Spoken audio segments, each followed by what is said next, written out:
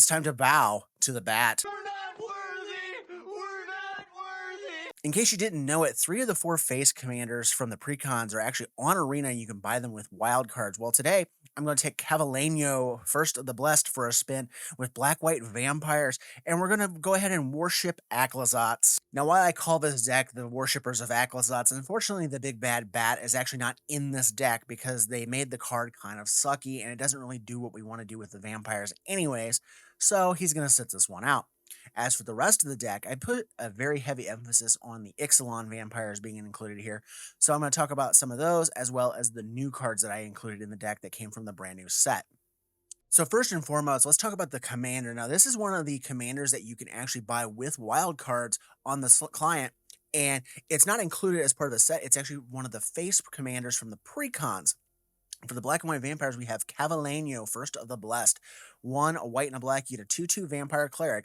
Whenever you attack, target attacking vampire that isn't a demon becomes a demon in addition to its other types, and it gains when this creature dies, draw a card and create a 4/3 tapped black and white vampire demon creature token with flying, and the token is displayed on screen as what this thing creates. Now, the best thing about this is it does not require himself to attack.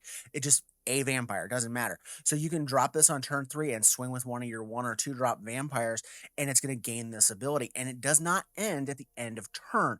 So it's just a good failsafe against board removal and things like that. I mean, it doesn't work with exiles, but that's, neither here nor there. As for the rest of the deck, let's take a look at some of the old Ixalan and Rivals of Ixalan cards that I wanted to include here. We have, some of the usual suspects, things like Legion's Landing creates a vampire token, which Clavileno's ability also works on the 1/1 vampire tokens that several of the cards make. It does not say a non-token creature gaining the ability to replace itself as the 4/3 vampire demon. So that's also a great benefit of this deck. A Vicious Conquistador, just a little basic dork that's very aggressive. Legion Lieutenant pumps all of our vampires up. Mavern Fane makes vampire tokens for us. Bishop of Binding. This card has been really good for me in the gameplay video, and I can't wait till you see what this thing does in this deck. You get to exile something when it comes into play, and when it attacks, it gets to pump up a target as well. Settle the Wreckage is just really a good removal spell from that same block. Sanctum Seeker, all of our vampires attack, it starts pinging our opponents. Twilight Prophet, once you get to a certain point, you start revealing cards and blasting away at your opponent's life total.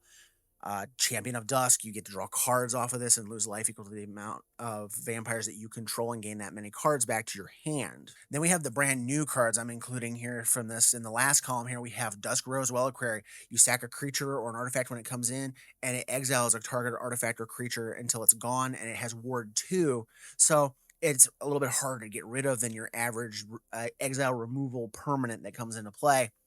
We have Get Lost, blow stuff up, give them map tokens. Really good removal spell. Map tokens are very, very slow because they're sorcery speed only, and there's no guarantee they're actually going to get anything good out of it. And a +1/+1 counter is nowhere near as good as giving them a card like you would with Fateful Absence. We also have Canonized in Blood.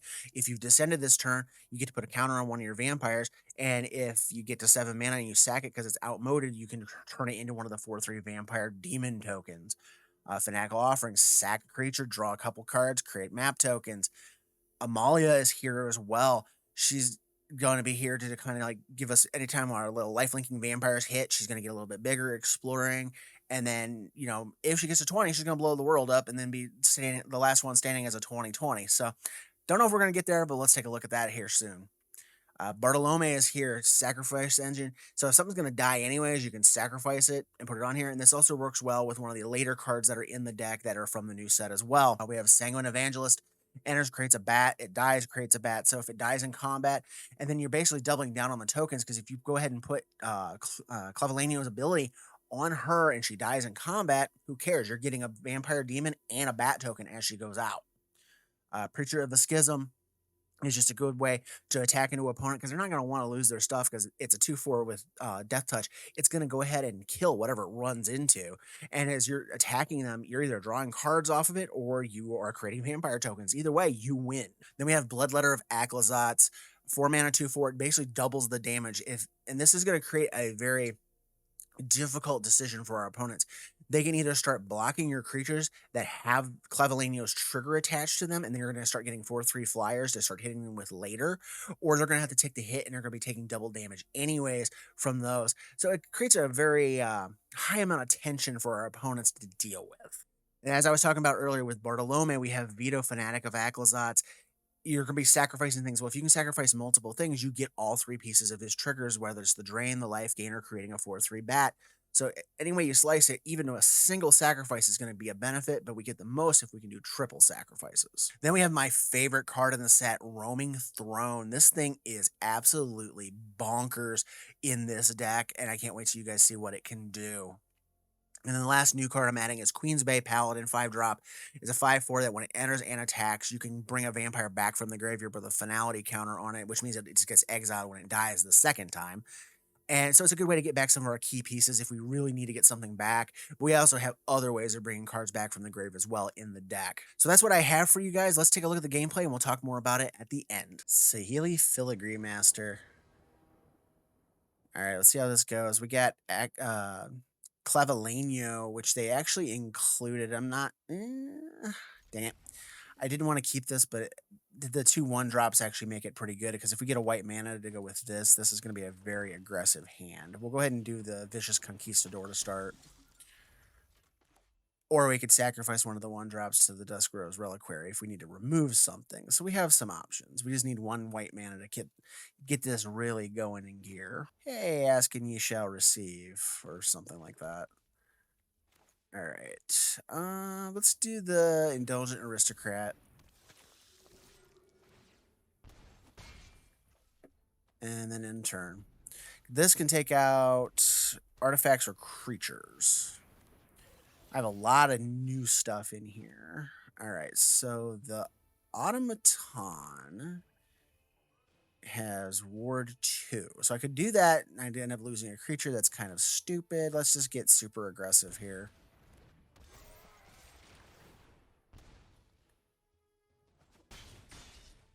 Because that's the whole plan, is to be really aggressive. If we have to, we'll start grinding value out as we go. And again, I'm not really worried because Clavileno is going to come down. Or I can just use the Reliquary and chew up something. Lots and lots of options. All right. So, yeah, we're just going to play Clavileno. And we're going to send... Yeah, we're just going to send him. He'll become the thing on there. So if they, want to pull any stunts, because if that dies, it becomes a 4/3 demon vampire demon. Got to get the creature type order correct there. Okay.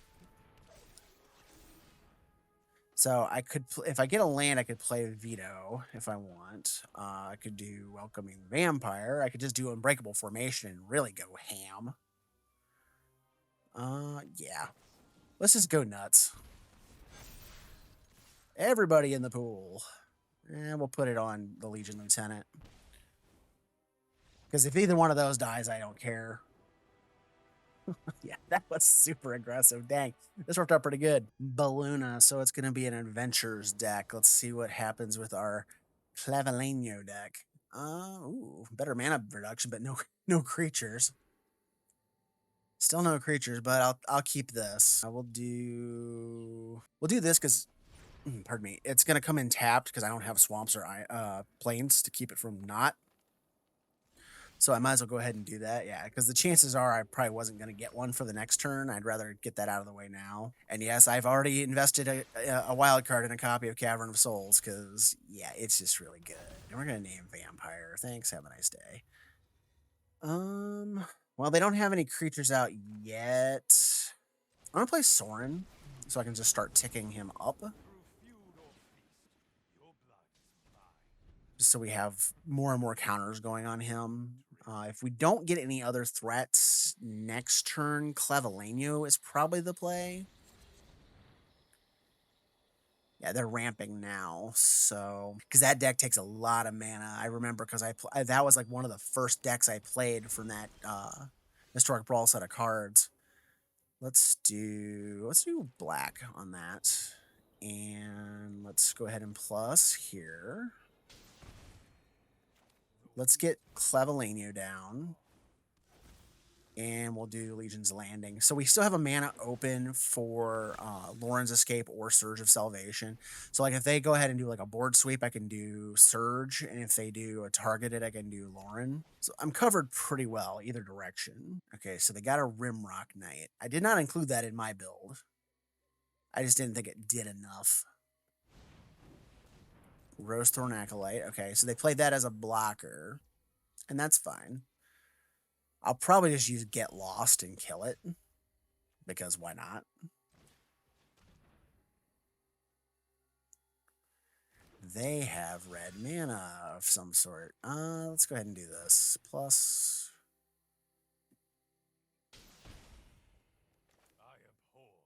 Get Lost.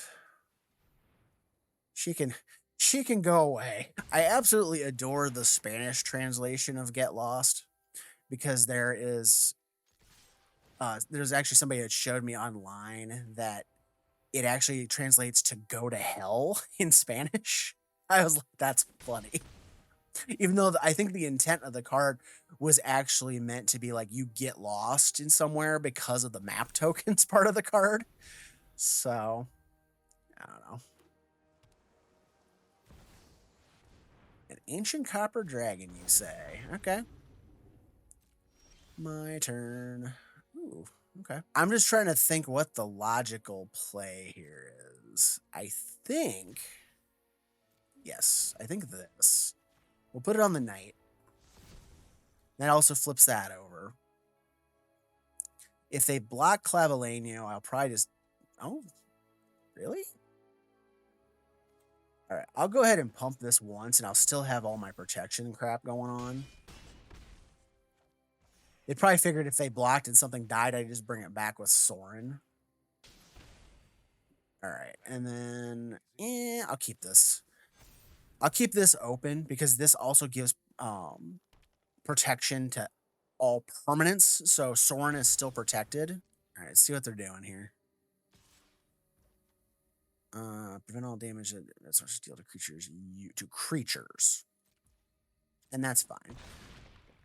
I was thinking if it protected me, I'd let it be protected, but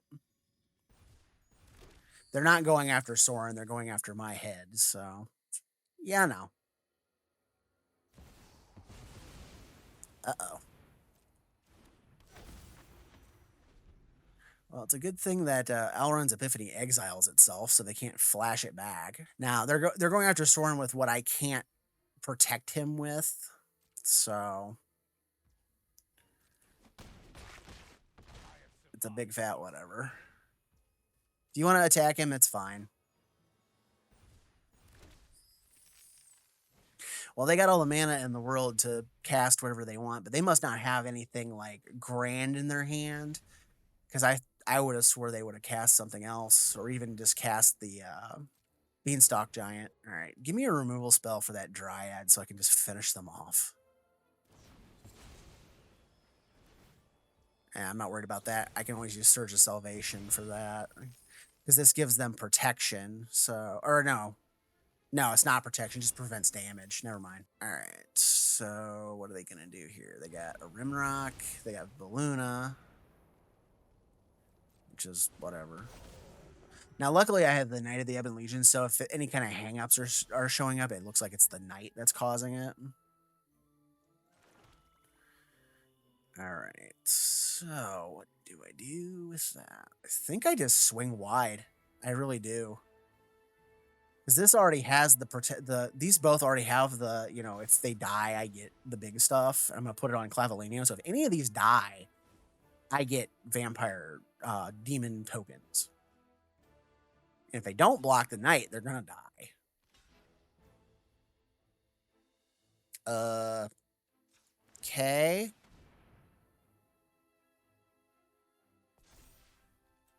Because I can do this twice, and then I can shoot you with Sorin. You're at 1. Sorin says bye. Let's say I have a sneaky way to gain life, and I'm getting vampire demon tokens while I'm at it. Yep. And then plink. Goodbye. I'm not gonna say good game because I never know. Okay. All right. Well, they didn't do what they needed to do to let Chatterfang. I'm probably gonna lose, which this will be the first time. This deck right now is 2-0. I built this deck this morning with a bunch of the Ixalan cards specifically in it, and it's doing very, very well. I'm actually quite impressed with how well it's doing. Because it can play a long game or just a short aggressive game. There's a lot of things this deck can handle.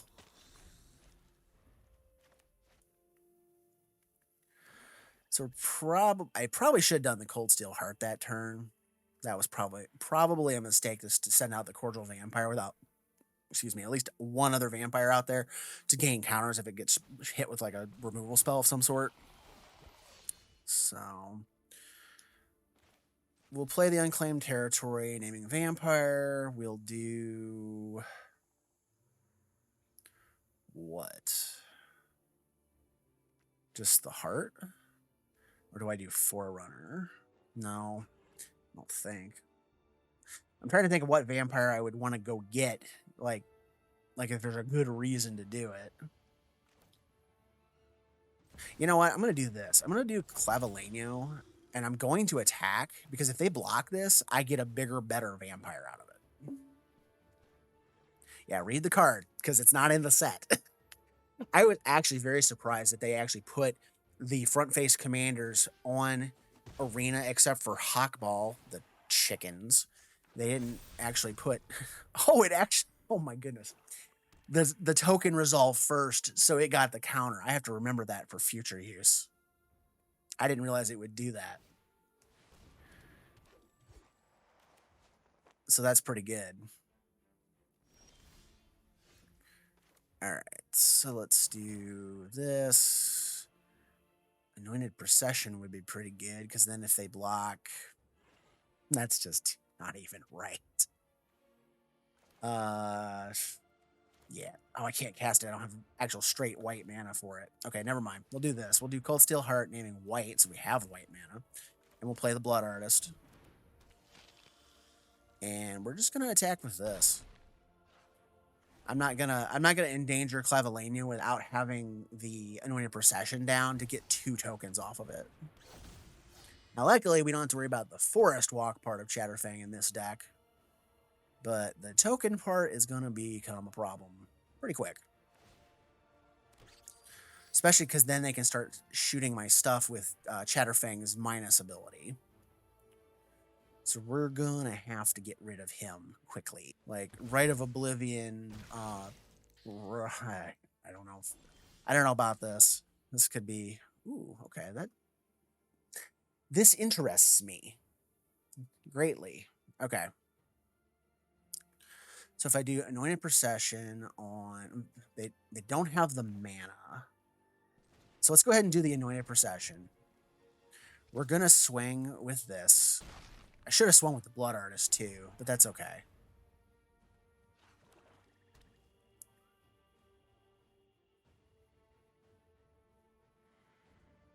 Actually, either the Blood Artist or Clavileno would have been pretty good. So let's see what they do here. All right, they got a 5/5. I can't let it hit me, or they get enough squirrels to kill Clavileno with. All right, so they're going to go after the Blood Artist, and that's fine. I still have my 5/4.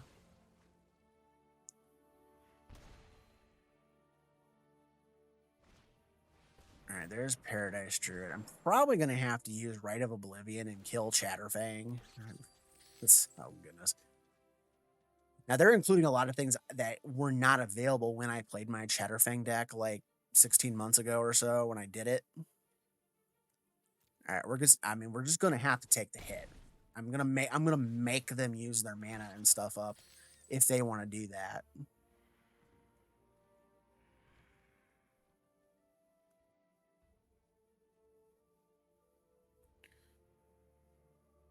Because the alternative option here is I just do a Meat Hook Massacre for 3 and or maybe even 4 and just nuke this board into the ground, which would kill everything but this and my 5/4. It's not a bad plan. Not great either. Mavern Fane is not a good play. Legion's Landing really isn't a great play either. You know what? Screw it. We're going to swing with Clavileno because he is vulnerable to all of those squirrels. If they want to, if they want to block, whatever. I'm going to get multiple vamps out of that. Oh, I got to land. Let's see. Blood Artist and Cordial are still in my yard. I could use Takanuma to get back one of them. Could just play Rite of Oblivion and get rid of stuff. I'm just trying to think of like what the best option here is, or if I just do this for like 2 or maybe even 1. Yeah, you know what? Let's do this for 1. Let's get rid of all the squirrels. Just get them all out of here. And then, it kept them from being able to actually do anything against me and stopping my tokens from flying over and killing them next turn, because they were going to have to generate a bunch of squirrels to even tear down one of those.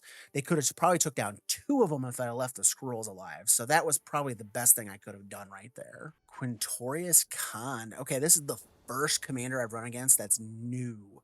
So let's see how this goes. I actually like this hand. We have Plaza, because Plaza can play Clavileno. It can also be used to play Drana's other colored mana. Huh? I think that was an oops. I don't think they meant to do that. Just a thought. That was really weird. All right, there's Flowering of the White Tree. We're going to play that. They're in white and red, so the chances of them actually having something really nasty for me is probably quite high. So we're going to play Drana, because there's always the chance that I pull Roaming Throne off the top, and then I would get double triggers off of Drana, so there's that functionality if they don't kill it, which they have an Abrade, so it doesn't matter. Okay, so question becomes, do I do Blood Artist or do I just do Sorin and minus to get Drana back? I think I'm just going to do that. I think I'm just going to use Sorin and make them have to burn more removal to get rid of her again. Because it's the primary reason I'm running a Sorin, aside from the life linking part of the card. But okay, so they get to give their stuff abilities.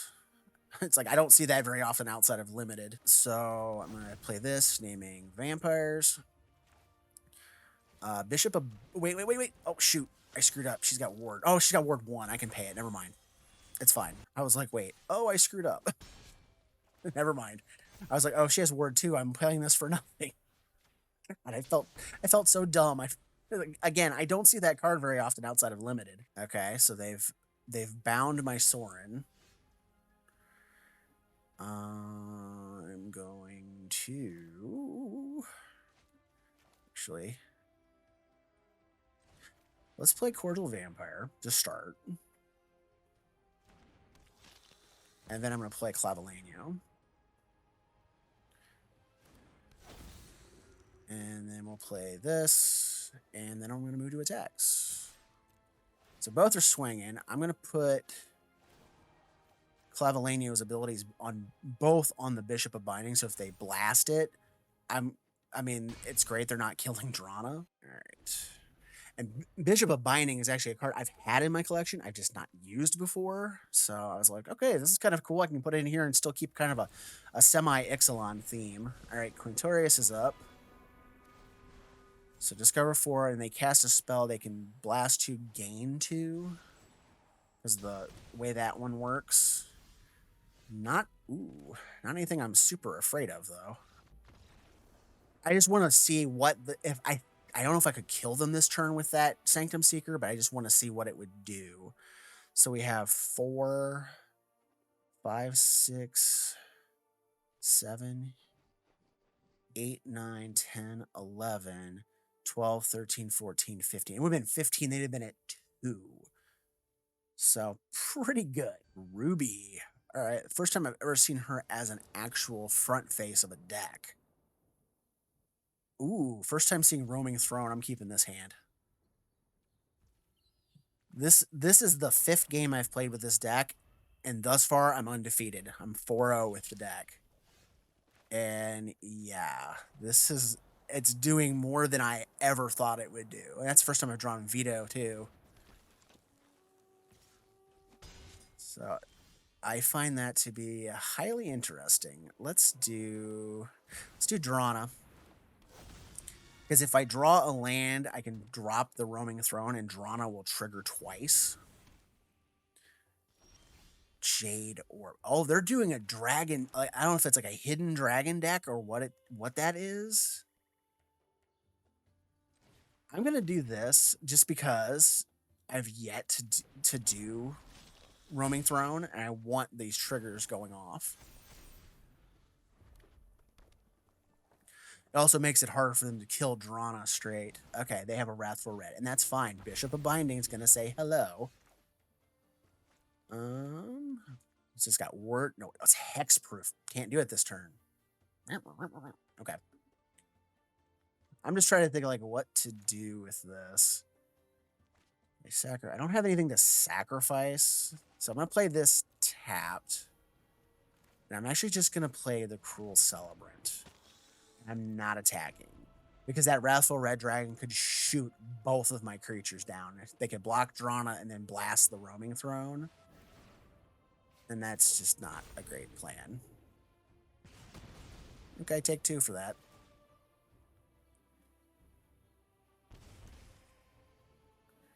All right, now the Bishop of Binding can kill the Wrathful Red Dragon.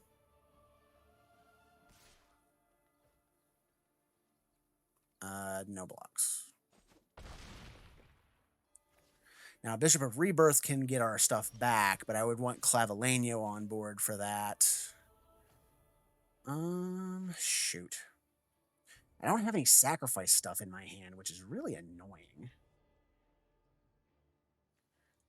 Just her on the board or on the thing. So let's tear down the bishop or tear down the Wrathful Red Dragon.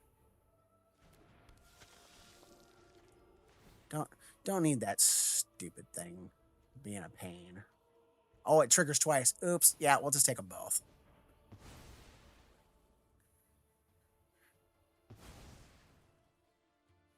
Not attacking. Because again, doesn't do me any good. This is the kind of game where I, rather than Teferi's Protection, I wish that the scene boxes from Lord of the Rings was on Arena, so we could have Galadriel's Dismissal, because then I could just dismiss their side and swing free. Because now I'm going to have to wait for a heavy-duty removal spell to get rid of the Tyrant. All right, so Clavileno is coming up. And that still gives me Teferi's Protection. I'm going to put all this on there. And her. Ooh, dang, that triggers nasty with the Roaming Throne. They might be just dead. Oh my god. Roaming Throne is so damn good. I told you guys. Queza. All right, so probably got the combo to make you draw yourself to death. Okay, we'll keep this. This is actually not bad because Legion's Landing could net us a turn 2 Markov Baron if we go that route. Do I want to go that route? Yeah, we'll go that route because we can play a land, play the plaza, and then use the vampire token to convoke the Baron out.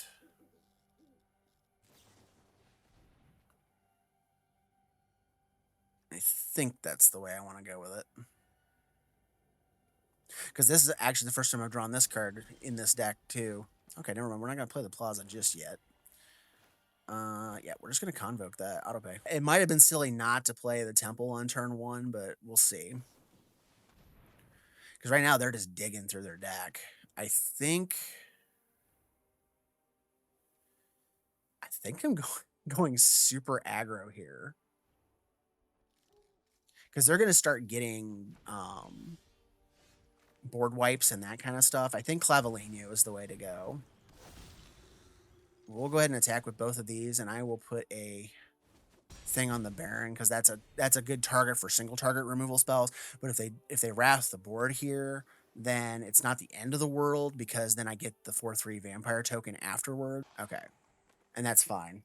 They have their 2/1. I'm gonna probably play Radiant Destiny. Okay, that doesn't pump. Yeah, we're just gonna go ham here. Vamps.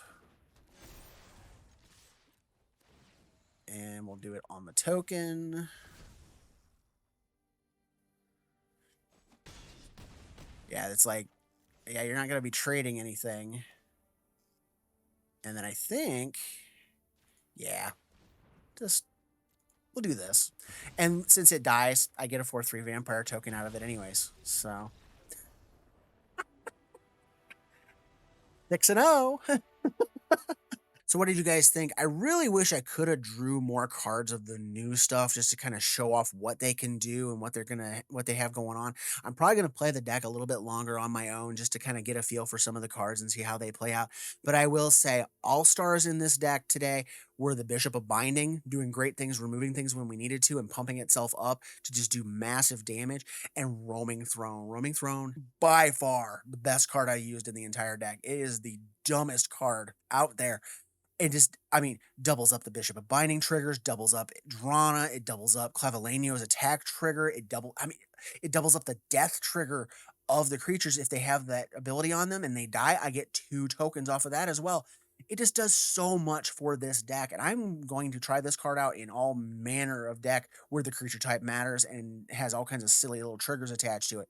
So I didn't get to do much with I didn't like really draw Amalia. I didn't do anything with Veto or anything like that. I think those cards are probably going to require their own front face deck that are built around them to get the most out of them and actually get some good mileage out of them.